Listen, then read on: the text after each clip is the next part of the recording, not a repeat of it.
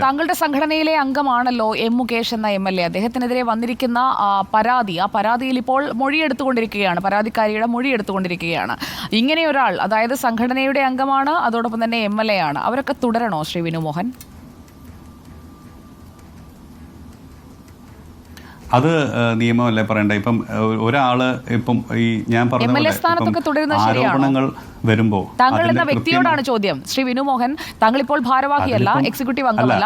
താങ്കൾ എന്ന നടനോടാണ് ചോദ്യം. സമൂഹത്തോട് ഉത്തരവാദിത്തമുള്ള വിനു മോഹൻ എന്ന നടനോടാണ് ചോദ്യം. MLA സ്ഥാനത്ത് എം മുകേഷ് തീർച്ചയായും ഞാൻ ഒരു കാര്യം പറയട്ടെ, നമ്മളിപ്പോ തുടരണോ വേണ്ടയോ എന്നുള്ള എന്റെ അഭിപ്രായം താങ്കൾ ചോദിച്ചാൽ വേണ്ട, എനിക്കത് ആലോചിക്കേണ്ട ആവശ്യമേ ഇല്ല. ശ്രീ വിനു മോഹൻ, ഇങ്ങനെ ഒരു ആരോപണം ഉയർന്നാൽ സ്ഥാനത്ത് നിന്ന് മാറി നിൽക്കണം. ഞാൻ ആലോചിക്കുന്നതല്ല, ഞാൻ എന്താ പറയുന്നതെന്നറിയോ?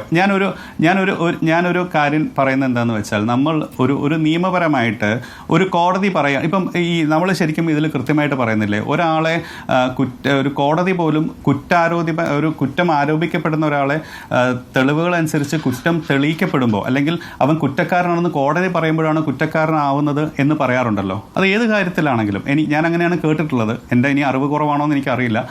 ഞാൻ കേട്ടിട്ടുള്ള ഒരു കാര്യം അതാണ്, ഒരാൾ കുറ്റം ചെയ്താൽ ആ കുറ്റം ആരോപിക്കപ്പെട്ട് കോടതിയിൽ പോയി കുറ്റക്കാരനാകുമ്പോഴാണ് ഒരു കേസ്. ശ്രീ വിനു മോഹൻ, താങ്കൾക്ക് നിയമം അറിയാം, താങ്കൾക്ക് ചുറ്റും നടക്കുന്ന കാര്യങ്ങൾ അറിയാം. ഒരു സർക്കാരിന്റെ ഭാഗമായ പാർട്ടിയുടെ MLA, ആ സർക്കാരിനെ സ്വാധീനിക്കാൻ കഴിയുന്ന രീതിയിൽ സ്വാധീനമുള്ള ഒരു വ്യക്തി അതേ സ്ഥാനത്ത് തുടർന്നുകൊണ്ട് അന്വേഷണം നേരിടുമ്പോൾ എങ്ങനെയാണ് ഇരയ്ക്ക് നീതി കിട്ടുക? അത് താങ്കൾ ആലോചിച്ചില്ലേ? താങ്കളിലെ നിയമപരിജ്ഞാനമുള്ള വ്യക്തിക്ക് അത് ആലോചിച്ചുകൂടെ? ഇപ്പം ഇന്ന് വന്നിരിക്കുന്ന പുതിയ അപ്ഡേഷൻസ് എനിക്ക് അറിയില്ല.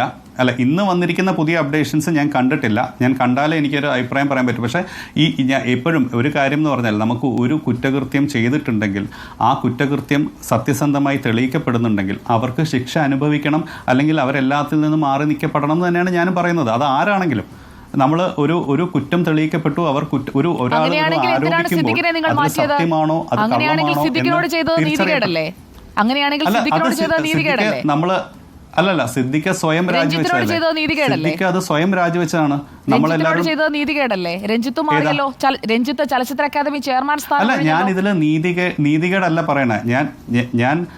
ഞാൻ ഒരിക്കലും ഒരാൾ നിർത്തണം എന്നല്ല. കുറ്റം ആരോപിക്കപ്പെട്ടവർ കുറ്റത്തിലേക്ക് പോവുകയാണെങ്കിൽ തീർച്ചയായിട്ടും അത് ഇപ്പോൾ രഞ്ജിത്തേൻ്റെ കാര്യത്തിന് ഏതൊരു കാര്യമായാലും ഞാൻ പറയുകയാണ്, ഒരു കുറ്റം ആരോപിക്കപ്പെട്ടു അതിനൊരു കേസ് ഫയൽ ചെയ്ത് രജിസ്റ്റർ ചെയ്ത് കഴിഞ്ഞാൽ അത് തീർച്ചയായിട്ടും മാറി നിന്ന് ആ അന്വേഷണം നേരിടുകയും വേണം. ആ നേരിട്ട അന്വേഷണത്തിൽ കൃത്യമായി സത്യസന്ധമായ കാര്യങ്ങൾ പുറത്തു വരികയും വേണം. അത് ഏതൊരാൾക്കായാലും അങ്ങനെ തന്നെയാണ്.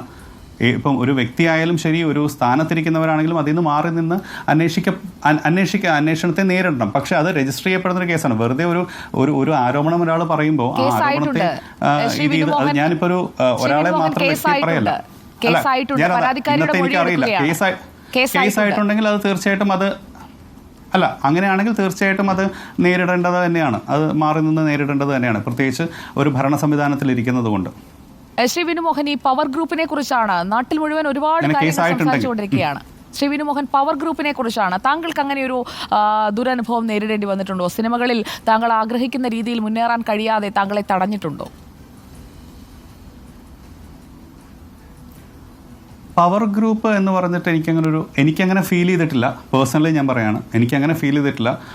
പിന്നെ സിനിമ എന്ന് പറയുന്നത് ഇപ്പോൾ ഏതൊരു കാര്യങ്ങളെപ്പോലെ, ഇപ്പോൾ ഒരു ബിസിനസ് ആണെങ്കിലും ശരി, ഇപ്പോൾ ഒരു ചാനലാണെങ്കിലും ശരി, നമുക്കൊരു ഓപ്പോസിഷൻ ചാനലിൽ നിന്ന് നമുക്ക് ചിലപ്പോൾ ആ ഒരു മുന്നോട്ട് വരാൻ വേണ്ടി ചിലപ്പം ഏതെങ്കിലും തരത്തിലുള്ള ബിസിനസ് കോമ്പറ്റീഷൻസ് ഉണ്ടാവാം, അല്ലെങ്കിൽ നമുക്കൊരു അങ്ങനത്തെ കോമ്പറ്റീഷൻസ് ഉണ്ടാവും. അപ്പോൾ അതിൽ അങ്ങനെയുള്ള ചെറിയ അനുഭവങ്ങളുണ്ടോ എന്ന് ചോദിച്ചാൽ എനിക്ക് ഈ തരത്തിലുള്ള കോമ്പറ്റീഷൻസ് ഉണ്ടായിട്ടുണ്ട്. അല്ലാതെ നമ്മൾ മാറ്റി നിർത്തപ്പെടുന്നു അല്ലെങ്കിൽ ഈ തരത്തിൽ അവരെ ഒഴിവാക്കപ്പെടുന്നു എന്ന രീതിയിലുള്ള പ്രശ്നങ്ങൾ എനിക്ക് വന്നിട്ടില്ല. ചിലപ്പം എനിക്കത് ഒന്നാമത്തെ കാര്യം, ഞാൻ പേഴ്സണലി ഞാൻ ഒരിക്കലും ആരോടും ദേഷ്യം വെക്കുക, അല്ലെങ്കിൽ ഞാനിങ്ങനെ അവരെന്നോട് ഇങ്ങനെ ചെയ്തിട്ടില്ലേ അല്ലെങ്കിൽ ചെയ്തിട്ടുണ്ടോ എന്ന് ചിന്തിക്കുന്ന ഒരാളല്ല.